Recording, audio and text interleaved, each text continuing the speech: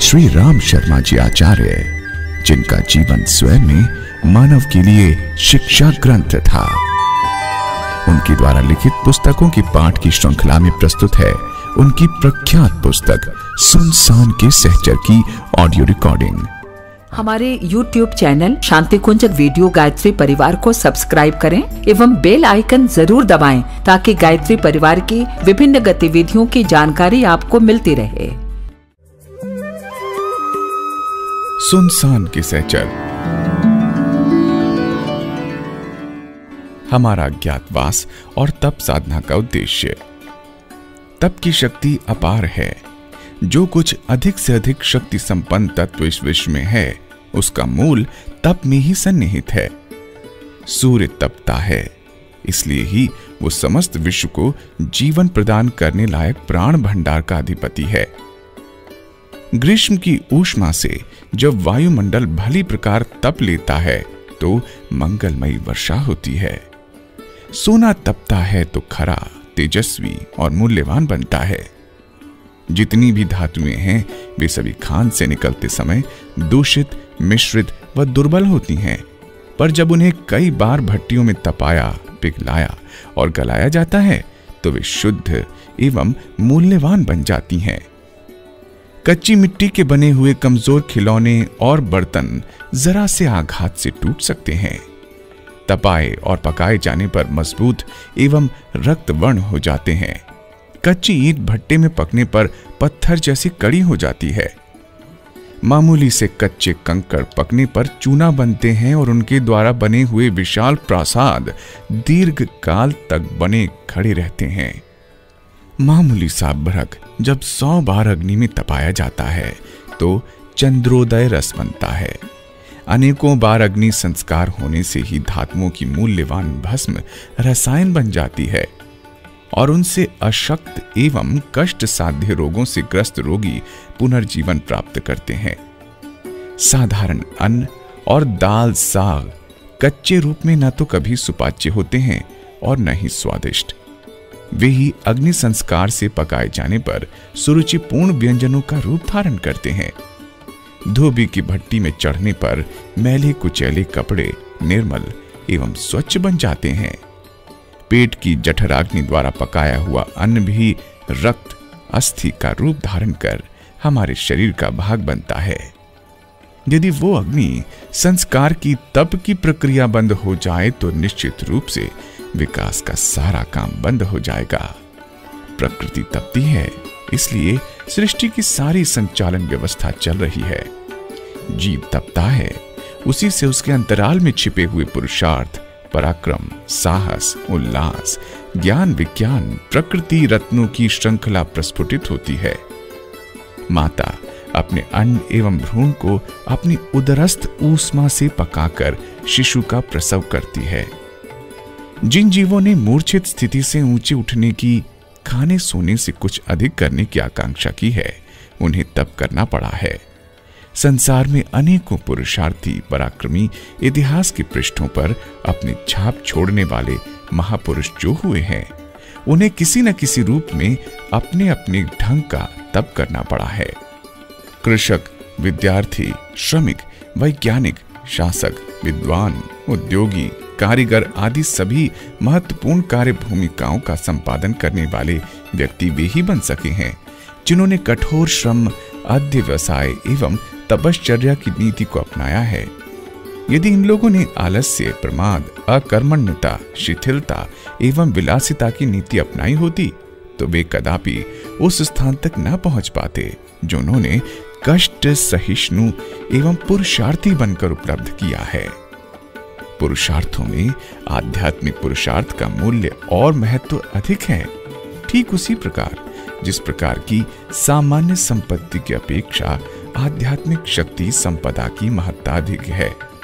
धन, बुद्धि, बल आदि के आधार पर अनेक व्यक्ति उन्नतिशील, सुखी एवं सम्मानित बनते हैं, पर उन सबसे अनेक गुना महत्व वे लोग प्राप्त करते हैं जिन्होंने आध्यात्मिक बल का संग्रह किया है।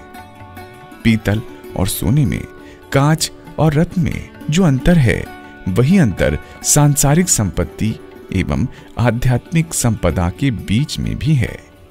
इस संसार में धनी, सेठ, अमीर, उमराव, गुणी, विद्वान, कलावंत बहुत हैं, पर उनकी तुलना उन महान आत्माओं के साथ नहीं हो सकती जिनने अपने आध्यात्मिक पुरुषार्थ के द्वारा अपना ही नहीं संसार का हित साधन किया। प्राचीन काल में भी सभी समझदार लोग अपने बच्चों को कष्ट सहिष्णु, अध्यवसायी, तितीक्षाशील एवं तपस्वी बनाने के लिए छोटी आयु में ही गुरुकुल में भर्ती करते थे, ताकि आगे चलकर वे कठोर जीवन यापन करने के अभ्यस्त होकर महापुरुषों की महानता के अधिकारी बन सकें। संसार में जब कभी कोई महान कार्य संपन्न हुए हैं तो उनके पीछे तपश्चर्या की शक्ति अवश्य रही है। हमारा देश देवताओं और नर रत्नों का देश रहा है। ये भारत भूमि स्वर्गादपि करियसी कहलाती रही है। ज्ञान, पराक्रम और संपदा की दृष्टि से यह राष्ट्र सदा से विश्व का मुकुटमणि रहा है। उन्नति के इस उच्च शिखर पर पहुंचने का कारण यहाँ के निवासियों की प्रचंड तपनिष्ठा ही है। आलसी और विलासी, स्वार्थी और लोभी लोगों को यहाँ सदा घृणित एवं निकृष्ट माना जाता रहा है। तप शक्ति की महत्ता को यहाँ के निवासियों ने पहचाना, तत्वतः कार्य किया और उसके उपार्जन में पूरी तत्परता दिखाई। तभी ये संभव हो सका कि भारत को जगत गुरु, चक्रवर्ती शासक एवं संपदाओं के स्वामी होने का इतना ऊंचा गौरव प्राप्त हुआ। पिछले इतिहास पर दृष्टि डालने से स्पष्ट हो जाता है कि भारत का बहुमुखी विकास तपश्चर्या पर आधारित एवं अवलंबित होता है। सृष्टि के उत्पन्न कर्ता प्रजापति ब्रह्मा ने सृष्टि निर्माण के पूर्व विष्णु की नाभि से उत्पन्न कमल पुष्प पर अवस्थित होकर 100 वर्षों तक गायत्री उपासना के आधार पर तप किया। तभी उन्हें सृष्टि निर्माण एवं ज्ञान विज्ञान के उत्पादन की शक्ति उपलब्ध हुई। मानव धर्म के आविष्कर्ता भगवान मनु ने अपनी रानी शतरूपा के साथ प्रचंड तप करने के पश्चात ही अपना महत्वपूर्ण उत्तरदायित्व पूर्ण किया था। भगवान शंकर स्वयं तप रूप हैं। उनका कार्यक्रम सदा से तप साधना ही रहा। शेष जी तप के बल पर ही इस पृथ्वी को अपने शीश पर धारण किए हैं। सप्त ऋषियों ने इसी मार्ग पर दीर्घ काल तक चलते रहकर वो सिद्धि प्राप्त की जिससे सदा उनका नाम अजर अमर रहेगा। देवताओं के गुरु बृहस्पति और असुरों के गुरु शुक्राचार्य अपने अपने शिष्यों के कल्याण, मार्गदर्शन और सफलता की साधना अपनी तप शक्ति के आधार पर ही करते रहे हैं। नई सृष्टि रच डालने वाले विश्वामित्र की रघुवंशी राजाओं की अनेक पीढ़ियों तक मार्गदर्शन करने वाले वशिष्ठ की क्षमता तथा साधना इसी में ही अंतर्निहित थी। एक बार राजा विश्वामित्र वन में अपनी सेना को लेकर पहुंचे तो वशिष्ठ जी ने कुछ सामान न होने पर भी सारी सेना का समुचित आतिथ्य कर दिखाया तो विश्वामित्र दंग रह गए। किसी प्रसंग को लेकर जब निहत्थे वशिष्ठ और विशाल सेना संपन्न विश्वामित्र में युद्ध ठन गया तो तपस्वी वशिष्ठ के सामने राजा विश्वामित्र को परास्त ही होना पड़ा। उन्होंने धिक बलम, क्षत्रिय बलम, ब्रह्म तेजो बलम की घोषणा करते हुए राजपाट छोड़ दिया और सबसे महत्वपूर्ण शक्ति की तपश्चर्या के लिए शेष जीवन समर्पित कर दिया। अपने नरकगामी पूर्व पुरुषों का उद्धार तथा प्यासी पृथ्वी को जलपूर्ण करके जन समाज का कल्याण करने के लिए गंगावतरण की आवश्यकता थी।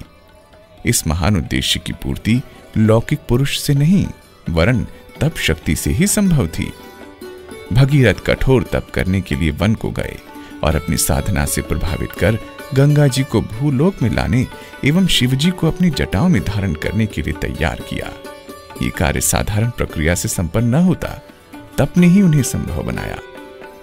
च्यवन ऋषि इतना कठोर दीर्घकालीन तप कर रहे थे कि उनके सारे शरीर पर दीमक ने अपना घर बना लिया था और उनका शरीर एक मिट्टी का टीला जैसा बन गया था। राजकुमारी सुकन्या को छेदों में 2 चमकदार चीजें दिखीं और उनमें कांटे चुभो दिए। ये चमकदार चीजें और कुछ नहीं, च्यवन ऋषि की आंखें थीं। च्यवन ऋषि को इतनी कठोर तपस्या इसलिए करनी पड़ी कि वे अपने अंतरात्मा में सन्निहित शक्ति केंद्रों को जागृत करके परमात्मा के अक्षय शक्ति भंडार में भागीदारी मिलने की अपनी योग्यता सिद्ध कर सकें। शुकदेव जन्म से ही साधारण व्रत हो गए। उन्होंने मानव जीवन का एकमात्र सदुपयोग इसी में समझा कि इसका उपयोग आध्यात्मिक प्रयोजनों में करके नर्तन जैसे सर दुर्लभ सौभाग्य का सदुपयोग किया जाए।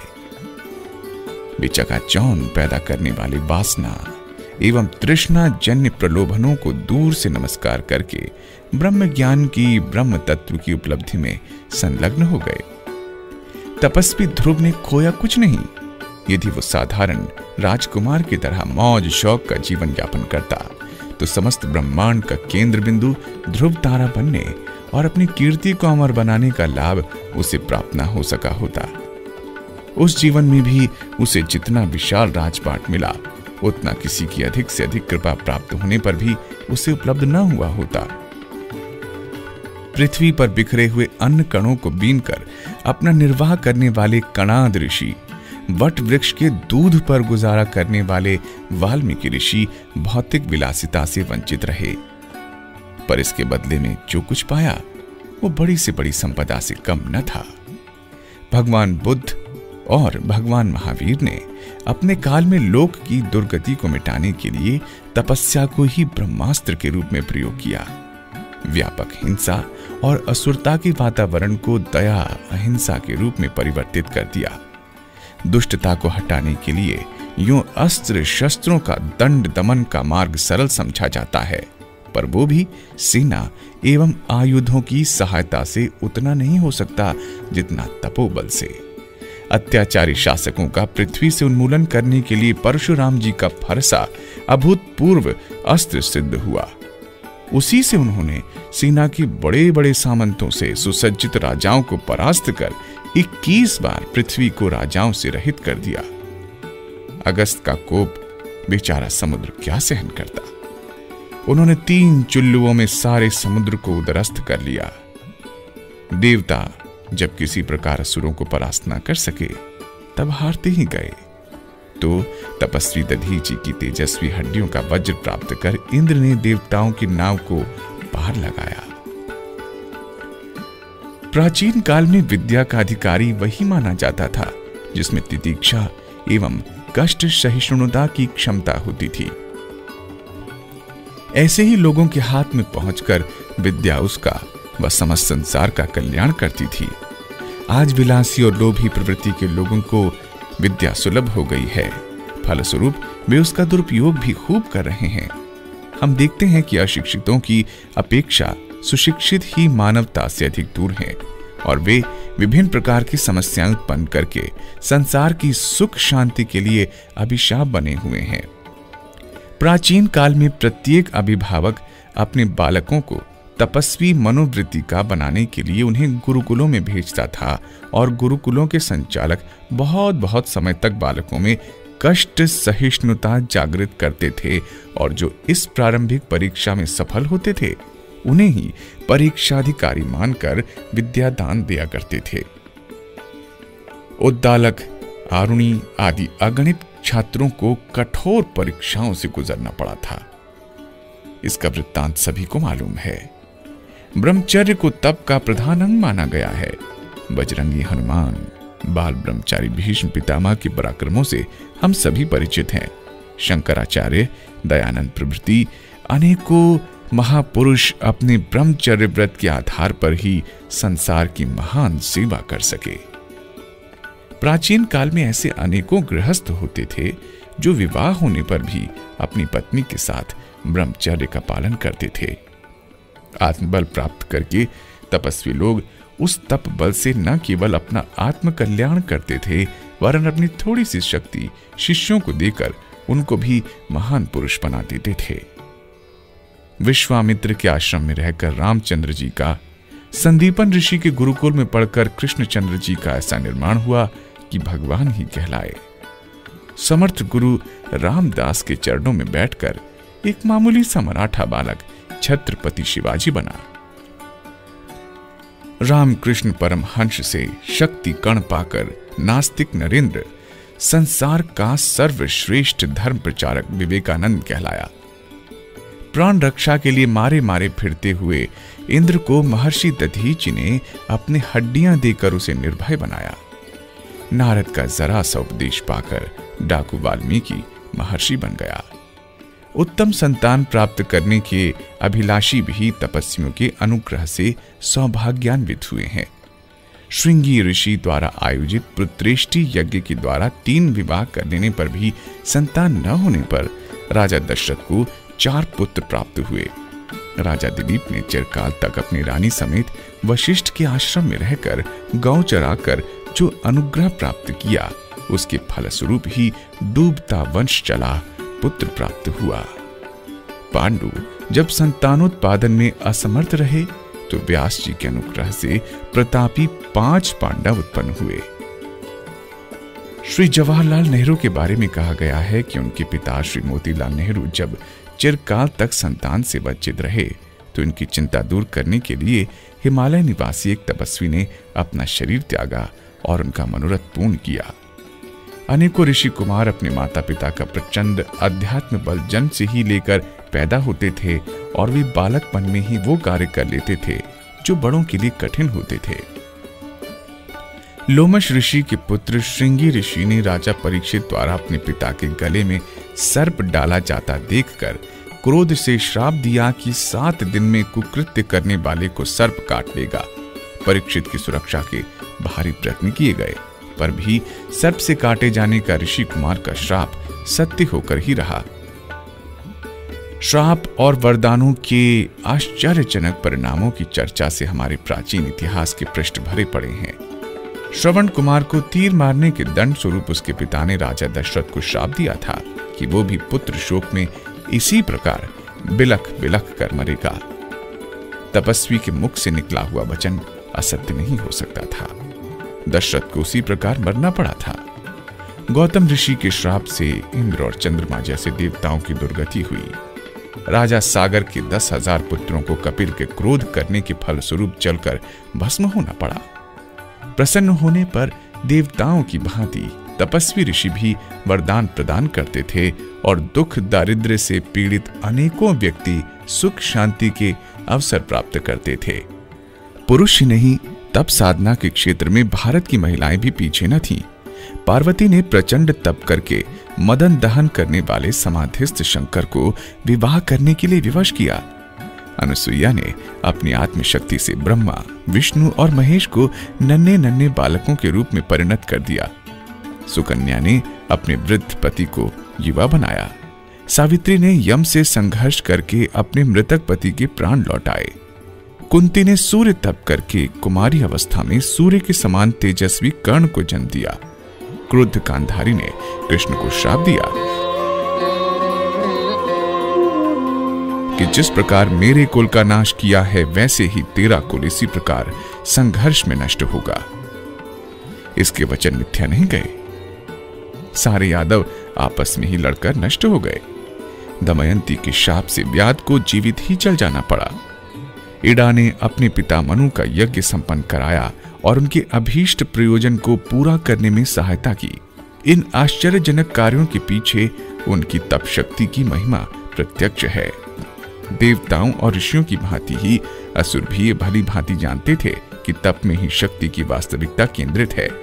उन्होंने भी प्रचंड तप किया और वरदान प्राप्त किए जो सुर पक्ष के तपस्वी भी प्राप्त न कर सके।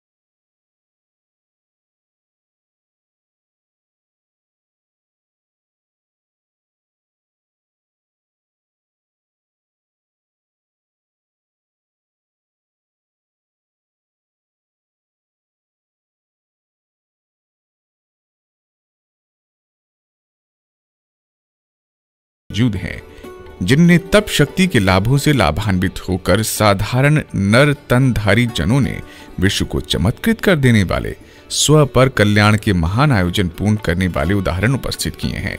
इस युग में महात्मा गांधी, संत विनोबा, ऋषि दयानंद, मीरा, कबीर, दादू, तुलसीदास, सूरदास, रैदास, अरविंद, महर्षि रमन, रामकृष्ण परमहंस, रामतीर्थ आदि आत्मबल संपन्न व्यक्तियों द्वारा जो कार्य किए गए हैं वे साधारण भौतिक पुरुषार्थी द्वारा पूरे किए जाने पर संभव न थे। हमने भी अपने जीवन के आरंभ से ही ये तपश्चर्या का कार्य अपनाया है।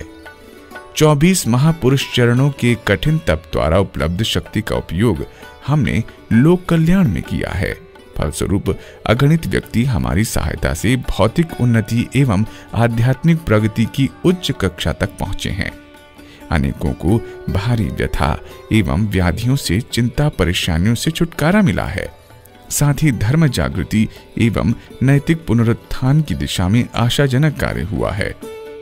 24 लक्ष गायत्री उपासकों का निर्माण एवं 24,000 कुंडों के यज्ञों का संकल्प इतना महान था कि सैकड़ों व्यक्ति मिलकर कई जन्मों में भी पूर्ण नहीं कर सकते थे, किंतु ये सब कार्य कुछ ही दिनों में बड़े आनंद पूर्वक पूर्ण हो गए। गायत्री तपोभूमि का गायत्री परिवार का निर्माण एवं वेद भाष्य का प्रकाशन ऐसे कार्य हैं जिनके पीछे साधना तपश्चर्या का प्रकाश झांक रहा है। आगे और भी प्रचंड तप करने का निश्चय किया है और भावी जीवन को तप साधना में ही लगा देने का निश्चय किया है, तो इसमें आश्चर्य की बात नहीं है।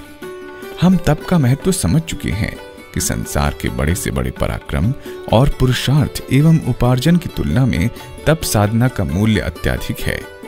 जौहरी कांच को फेंक रत्न की साथ संभाल करता है।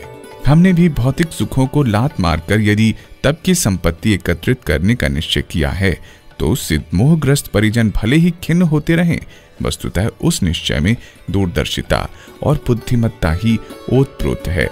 राजनीतिज्ञ और वैज्ञानिक दोनों मिलकर इन दिनों जो रचना कर रहे हैं वो केवल आग लगाने वाली, नाश करने वाली ही है। ऐसे हथियार बन रहे हैं जो विपक्षी देशों को तहस नहस करके अपनी विजय पताका गर्व पूर्वक फहरा सके, पर ऐसे अस्त्र कोई नहीं बना पा रहा जो लगाई आग को बुझा सके, आग लगाने वाले के हाथों को कुंठित कर सके और जिनके दिलों व दिमागों में नृशंसता की भट्टी जलती है उनमें शांति एवं सौभाग्य की सरसता प्रवाहित कर सकें। ऐसे शांति शस्त्रों का निर्माण राजधानियों में वैज्ञानिक प्रयोगशालाओं में नहीं हो सकता है। प्राचीन काल में जब भी उस प्रकार की आवश्यकता अनुभव हुई है तब तपोवनों की प्रयोगशाला में तप साधना के महान प्रयत्नों द्वारा ही शांति अस्त्र तैयार किए गए हैं। वर्तमान काल में अनेक महान आत्माएं इसी प्रयत्न के लिए अग्रसर हुई हैं। सरकार को, संसार को, मानव जाति को सुखी और समुन्नत बनाने के लिए अनेक प्रयत्न हो रहे हैं। उद्योग धंधे, कल कारखाने, रेल, तार, सड़क, बांध, स्कूल, अस्पताल आदि का बहुत कुछ निर्माण कार्य चल रहा है। इससे गरीबी और बीमारी, अशिक्षा और असभ्यता का बहुत कुछ समाधान होने की आशा की जाती है, पर मानव अंतःकरणों में प्रेम और आत्मीयता का, स्नेह और सौजन्य का, आस्तिकता और धार्मिकता का, सेवा और संयम का निर्झर प्रवाहित किए बिना विश्व शांति की दिशा में कोई कार्य न हो सकेगा। जब तक सन्मार्ग की प्रेरणा देने वाले गांधी, दयानंद, शंकराचार्य, बुद्ध, महावीर, नारद, व्यास जैसे आत्मबल संपन्न मार्गदर्शक न हो, तब तक लोकमानस को ऊंचा उठाने के प्रयत्न सफल न होंगे। लोकमानस को ऊंचा उठाए बिना, पवित्र आदर्शवादी भावनाएं उत्पन्न किए बिना लोक की गतिविधियां ईर्ष्या, द्वेष, शोषण, अपहरण, आलस्य, प्रमाद, व्याभिचार, पाप से रहित न होंगी, तब तक क्लेश और कला से, रोग और दरिद्र से कदापि छुटकारा न मिलेगा। लोकमानस को पवित्र, सात्विक एवं मानवता के अनुरूप नैतिकता से परिपूर्ण बनाने के लिए जिन सूक्ष्म आध्यात्मिक तरंगों को प्रवाहित किया जाना आवश्यक है वे उच्च कोटि की आत्माओं द्वारा विशेष तप साधन से ही उत्पन्न होंगी। मानवता की धर्म और संस्कृति की यही सबसे बड़ी सेवा है। आज इन प्रयत्नों की तुरंत आवश्यकता अनुभव की जाती है, क्योंकि जैसे जैसे दिन बीतते जाते हैं असुरता का पलड़ा अधिक भारी होता जाता है। देरी करने में अति और अनिष्ट की अधिक संभावना हो सकती है। समय की इसी पुकार ने हमें वर्तमान कदम उठाने को बाध्य किया। यूं जब से यज्ञोपवीत संस्कार संपन्न हुआ, 6 घंटे की नियमित गायत्री उपासना का क्रम चलता रहा है, पर बड़े उद्देश्यों के लिए जिस सघन साधना और प्रचंड तपोबल की आवश्यकता होती है, उसके लिए यह आवश्यक हो गया कि 1 वर्ष ऋषियों की तपोभूमि हिमालय में रहा और प्रयोजनीय तप सफल किया जाए। इस तप साधना का कोई वैयक्तिक उद्देश्य नहीं, स्वर्ग और मुक्ति की न कभी कामना रही और न रहेगी। अनेक बार जल लेकर मानवीय गरिमा की प्रतिष्ठा का संकल्प लिया है, फिर पलायनवादी कल्पना क्यों करें? विश्व हित ही अपना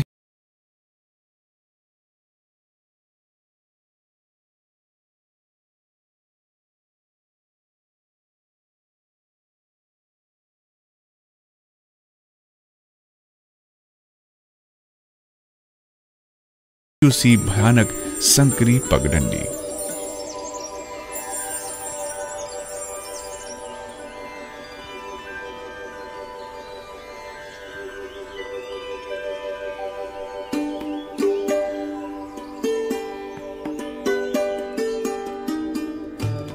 आज बहुत दूर तक विकट रास्ते से चलना पड़ा। नीचे गंगा बह रही थी, ऊपर पहाड़ खड़ा था। पहाड़ के निचले भाग में होकर चलने की संकरी सी पगडंडी थी। उसकी चौड़ाई मुश्किल से 3 फुट रही होगी। उसी पर होकर चलना था। पैर भी इधर उधर हो जाए तो नीचे गरजती हुई गंगा के गर्भ में जल समाधि लेने में कुछ देर न थी। जरा बचकर चले तो दूसरी ओर सैकड़ों फुट ऊंचा पर्वत सीधा तना खड़ा था। ये 1 इंच भी अपनी जगह से हटने को तैयार न था। संकरी सी पगडंडी पर संभाल संभाल कर एक कदम रखना पड़ता था, क्योंकि जीवन और मृत्यु के बीच 1-1.5 फुट का अंतर था।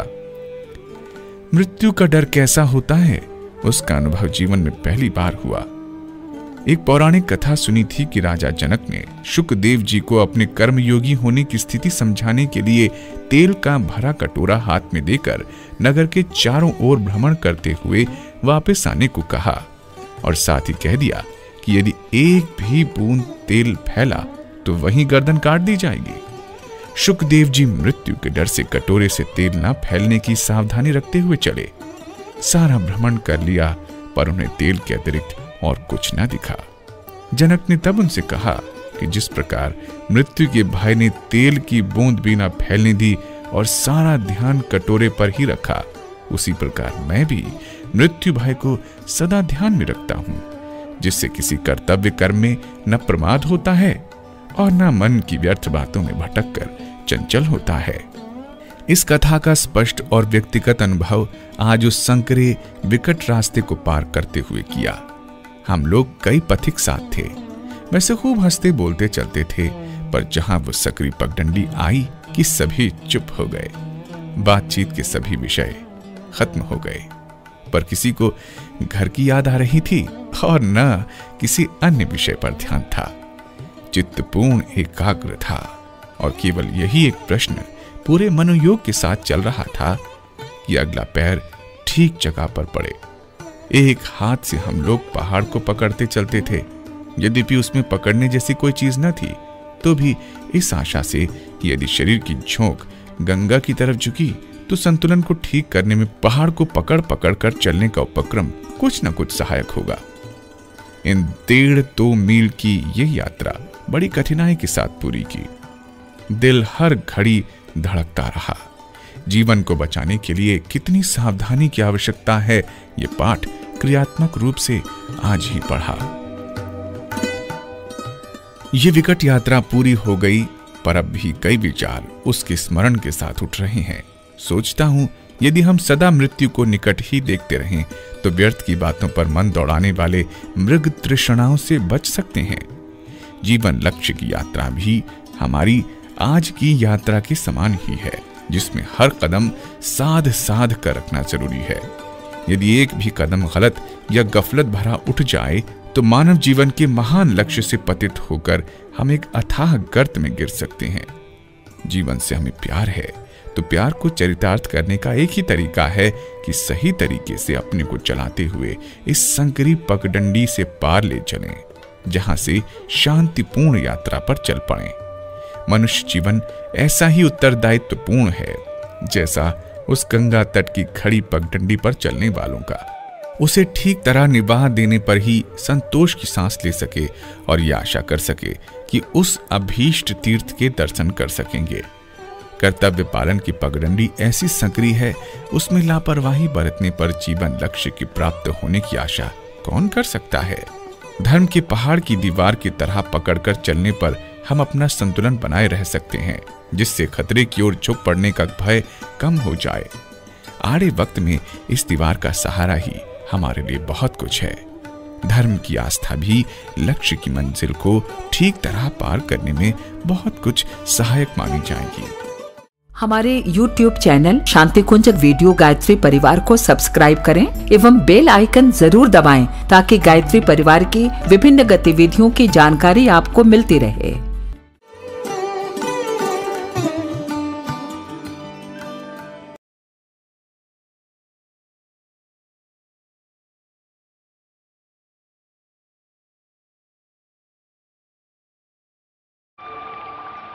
आज सुक्की चट्टी पर धर्मशाला के ऊपर की मंजिल की कोठरी में ठहरे थे। सामने ही बर्फ से ढकी पर्वत की चोटी दिखाई पड़ रही थी। बर्फ पिघलकर धीरे धीरे पानी का रूप धारण कर रही थी। वो झरने के रूप में नीचे की तरफ बह रही थी। कुछ बर्फ पूरी तरह गलने से पहले ही पानी के साथ मिलकर बहने लगती थी, इसलिए दूर से झरना ऐसा लगता था मानो फेंकदार दूध ऊपर बढ़ता चला आ रहा हो। दृश्य बहुत ही शोभायमान था। देखकर आंखें ठंडी हो रही थीं। जिस कोठरी में अपना ठहरना था उससे तीसरी कोठरी में अन्य यात्री ठहरे हुए थे। उनमें 2 बच्चे भी थे, एक लड़की, दूसरा लड़का। दोनों की उम्र 11-12 वर्ष के लगभग रही होगी। उनके माता पिता यात्रा पर थे। इन बच्चों को कुलियों की पीठ पर इस प्रांत में चलने वाली कंदरी सवारी में बैठा कर लाया गया था। बच्चे हंसमुख और बातूनी थे। दोनों में बहस हो रही थी कि यह सफेद चमकता हुआ पहाड़ किस चीज का है। उनने कहीं सुन रखा था कि धातुओं की खानें पहाड़ों में होती हैं। बच्चों ने संगति मिलाई कि पहाड़ चांदी का है। लड़की को इसमें संदेह हुआ। वो ये तो न सोच सकी कि चांदी का ना होगा तो और किस चीज का होगा, पर यह जरूर सोचा कि इतनी चांदी इस प्रकार खुली पड़ी होती तो कोई ना कोई उसे उठा ले जाने की कोशिश जरूर करता। वो लड़के की बात से सहमत नहीं हुई और जिद्दा जिद्दी चल पड़ी। मुझे विवाद मनोरंजक लगा, बच्चे भी प्यारे लगे। दोनों को बुलाया और समझाया कि ये पहाड़ तो पत्थर का है, पर ऊंचा होने के कारण बर्फ जम गई है।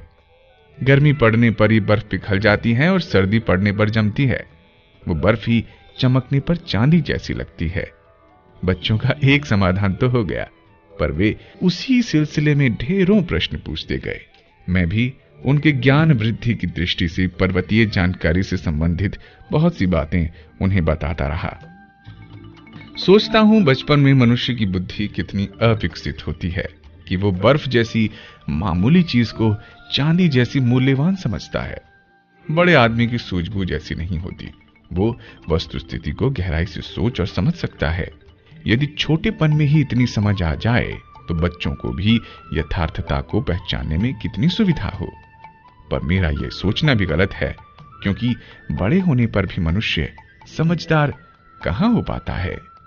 जैसे ये दोनों बच्चे बर्फ को चांदी समझ रहे थे, उसी प्रकार चांदी तांबे के टुकड़ों को, इंद्रिय छेदों पर मचने वाली खुजली को, नगण्य अहंकार को, तुच्छ शरीर को बड़ी आयु का मनुष्य भी ना जाने कितना अधिक महत्व दे डालता है और उसकी ओर इतना आकर्षित होता है कि जीवन लक्ष्य को भुलाकर भविष्य को अंधकारमय बना लेने की परवाह नहीं करता। सांसारिक, क्षणिक और सारहीन आकर्षणों में हमारा मन उनसे भी अधिक तल्लीन हो जाता है जितना कि छोटे बच्चों का मिट्टी के खिलौने के साथ खेलने में कागज की नाव बहाने में लगता है। पढ़ना, लिखना, खाना पीना छोड़कर पतंग उड़ाने में निमग्न बालक को अभिभावक उसकी अदूरदर्शिता पर धमकाते हैं, पर हम बड़ी आयु वालों को कौन धमकाए? जो आत्म स्वार्थ को भुलाकर विषय विकारों के इशारे पर नाचने वाली कठपुतली बने हुए हैं।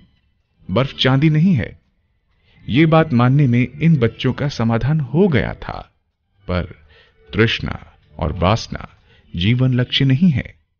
हमारी इस भ्रांति का कौन समाधान करे?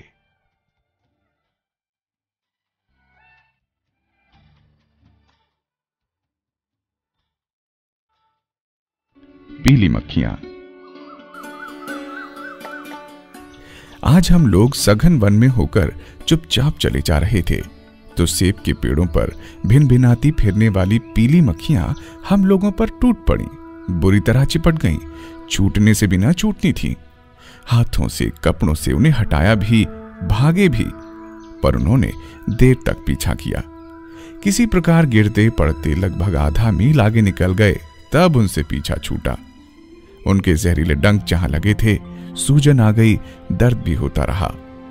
सोचता हूं इन मक्खियों को इस प्रकार आक्रमण करने की क्यों सूझी? क्या इनको इसमें कुछ मिल गया है? हमें सताकर इनने क्या पाया? लगता है ये मक्खियां सोचती होंगी कि ये वन प्रदेश हमारा है, हमें यहां रहना चाहिए, हमारे लिए ये सुरक्षित प्रदेश रहे, कोई दूसरा इधर पदार्पण ना करे। उनकी अपनी भावना के विपरीत हमें उधर से गुजरते देखा कि ये हमारे प्रदेश में हस्तक्षेप करते हैं, हमारे अधिकार क्षेत्र में अपना अधिकार चलाते हैं। हमारे उधर से गुजरने को संभव है उनने ढीठता समझा हो और अपने बल एवं दर्प का प्रदर्शन करने एवं हस्तक्षेप का मजा चखाने के लिए आक्रमण किया हो। यदि ऐसी ही बात है तो इन मक्खियों की मूर्खता थी। वो वन तो ईश्वर का बनाया हुआ था, कुछ उनने स्वयं थोड़े ही बनाया था। उन्हें तो पेड़ पर रहकर अपनी गुजर बसर करनी चाहिए थी। सारे प्रदेश पर कब्जा करने की उनकी लालसा व्यर्थ थी, क्योंकि वे इतने बड़े प्रदेश का आखिर करती क्या? फिर उन्हें सोचना चाहिए था कि ये साझे की दुनिया है, सभी लोग उसका मिलजुल कर उपयोग करें तो ही ठीक है। यदि हम लोग उधर से निकल रहे थे, उस वनश्री की छाया, शोभा और सुगंध का लाभ उठा रहे थे, तो थोड़ा भी उठा लेने देने की सहिष्णुता रखती। उनने उदारता करके हमें काटा, सताया, अपने डंक खोए। कोई तो इस झंझट में कुचल भी गई, घायल भी हुई और मर भी गई। वे क्रोध और गर्व न दिखाती तो क्यों उन्हें व्यर्थ की हानि उठानी पड़ती, और क्यों हम सबकी दृष्टि में मूर्ख और स्वार्थी सिद्ध होती? हर दृष्टि से इस आक्रमण और अधिकार लिप्सा में मुझे कोई बुद्धिमानी दिखाई न दी। ये पीली मक्खियां सचमुच ही ठीक शब्द था, पर इन बेचारी मक्खियों को ही क्यों कोसा जाए, उन्हीं को मूर्ख क्यों कहा जाए, जबकि आज हम सब मनुष्य भी इसी रास्ते पर चल रहे हैं। इस सृष्टि में जो विपुल उपभोग सामग्री परमात्मा ने पैदा की है, वो उसके सभी पुत्रों के लिए मिलकर बांटकर खाने और लाभ उठाने के लिए है। पर हम में से हर कोई जितना हड़प सके उतने पर कब्जा जमाने के लिए उतावला हो रहा है।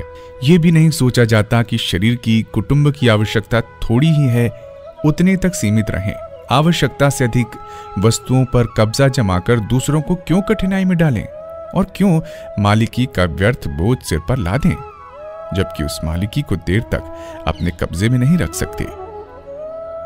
पीली मक्खियों की तरह मनुष्य भी अधिकार लिप्सा के स्वार्थ और संग्रह में अंधा हो रहा है। मिल बांटकर खाने की नीति उसकी समझ में ही नहीं आती। जो कोई उसे अपने स्वार्थ में बाधक होते दिखता है, उसी पर आंखें दिखाता है, अपनी शक्ति प्रदर्शित करता है और पीली मक्खियों की तरह टूट पड़ता है। इससे उनके इस व्यवहार से कितना कष्ट होता है, इसकी चिंता किसे है? पीली मक्खियां नन्हे नन्हे डंक मारकर आधा मील पीछा करके वापस लौट गईं, पर मनुष्य के अधिकार लिप्सा, स्वार्थपरता और अहंकार से उद्धत होकर किए जाने वाले आक्रमणों की भयंकरता को जब सोचता हूं, तो बेचारी पीली मक्खियों को ही बुरा भला कहने में जीभ सकुचाने लगती है। ठंडे पहाड़ के गर्म सोते।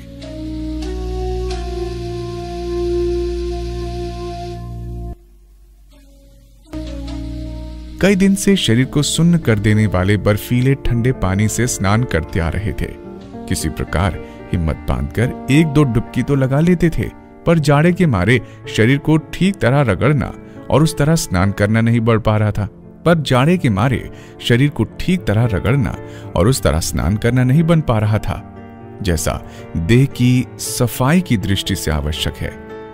आगे जगननी चट्टी पर पहुंचे तो पहाड़ के ऊपर वाले 3 तप्त कुंडों का पता चला जहां से गर्म पानी निकलता है। ऐसा सुयोग पाकर मल मल कर स्नान करने की इच्छा प्रबल हो गई।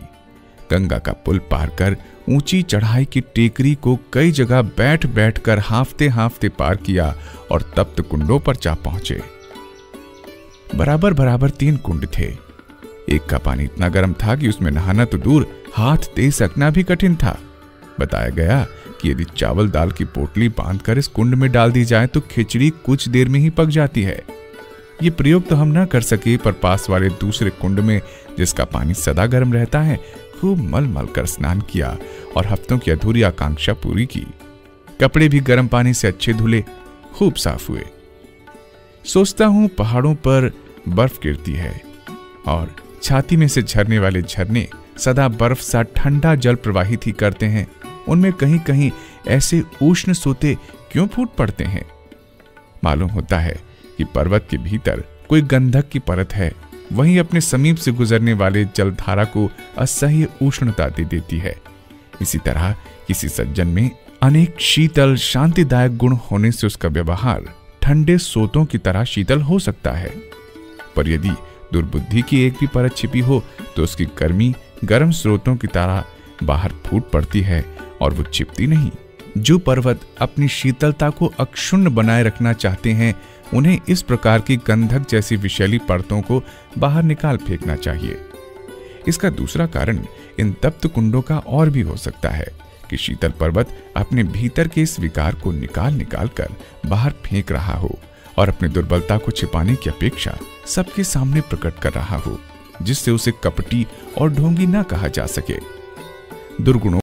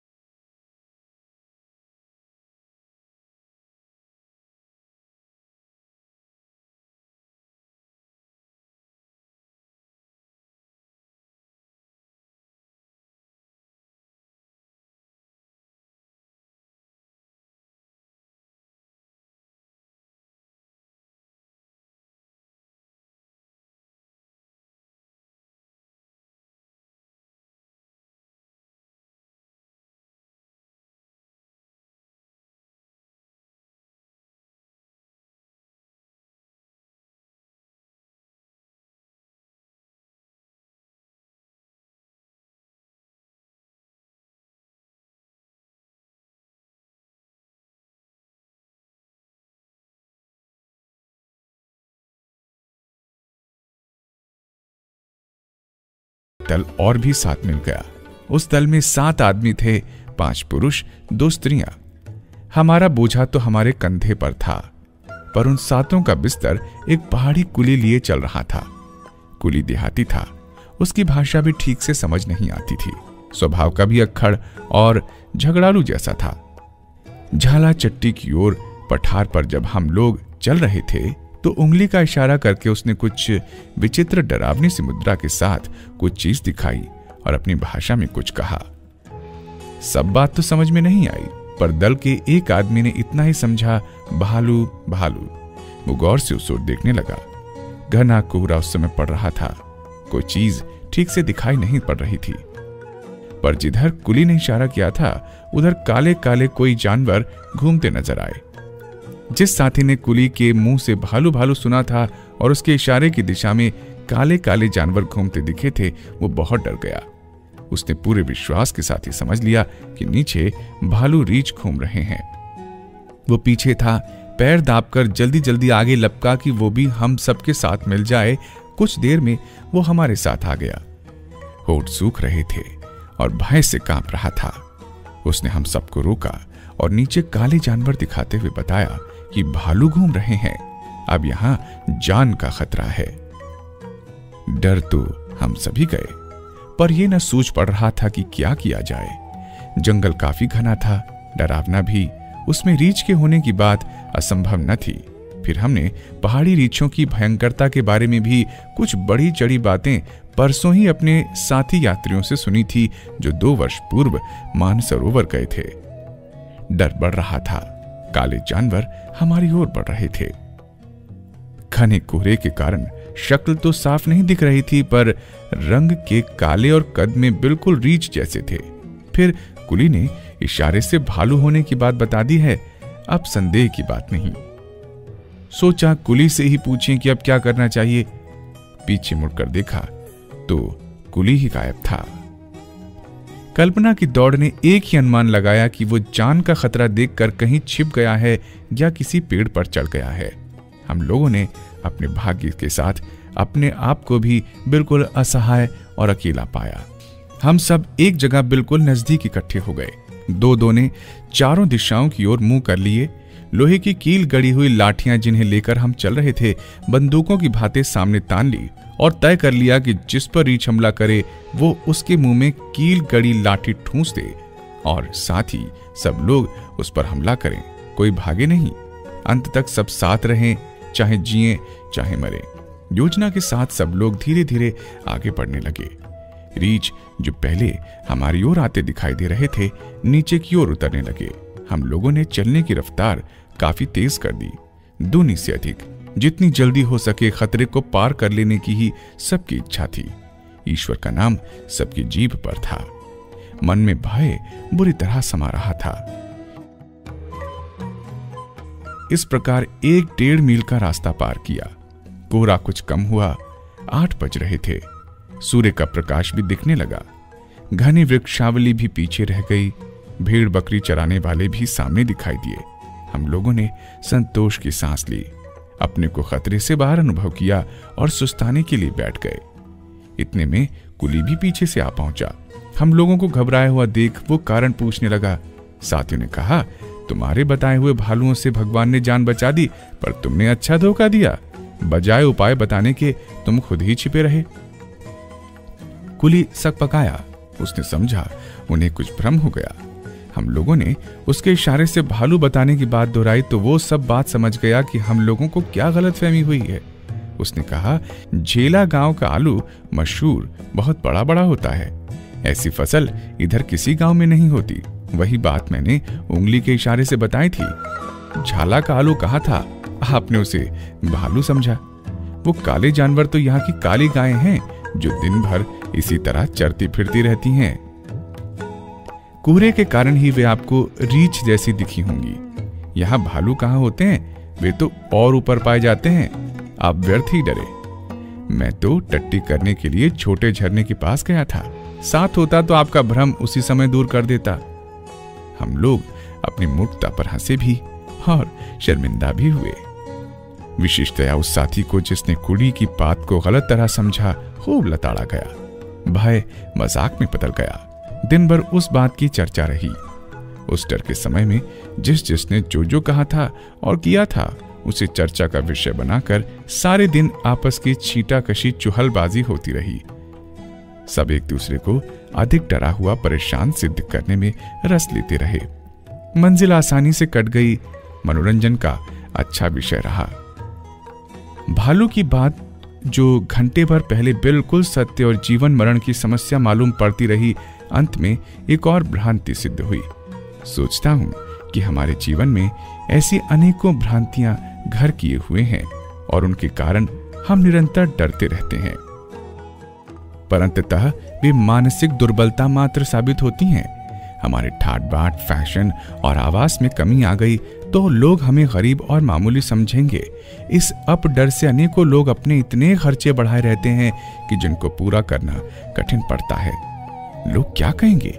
ये बात चरित्र पतन के समय याद आवे तो ठीक भी है, पर यदि ये दिखावे में कमी के समय मन में आवे तो यही मानना पड़ेगा कि ये अपडर मात्र है, खर्चीला भी और व्यर्थ भी।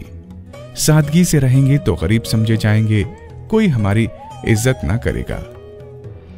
ये भ्रम दुर्बल मस्तिष्कों में ही उत्पन्न होता है, जैसे कि हम लोगों को एक छोटी सी नासमझी के कारण भालू का डर हुआ था। अनेकों चिंताएं, परेशानियां, दुविधाएं, उत्तेजनाएं, वासनाएं तथा दुर्भावनाएं आए दिन सामने खड़ी रहती हैं। लगता है ये डर बड़ा दुष्ट और डरावना है। यहाँ की हर वस्तु भालू की तरह डरावनी है। पर जब आत्मज्ञान का प्रकाश होता है, अज्ञान का कोहरा फटता है, मानसिक दौर्बल्य घटता है, तो प्रतीत होता है कि जिसे हम भालू समझते थे वो तो पहाड़ी गाय थी। जिन्हें शत्रु मानते हैं वे तो हमारे अपने ही स्वरूप हैं। ईश्वर अंश मात्र है।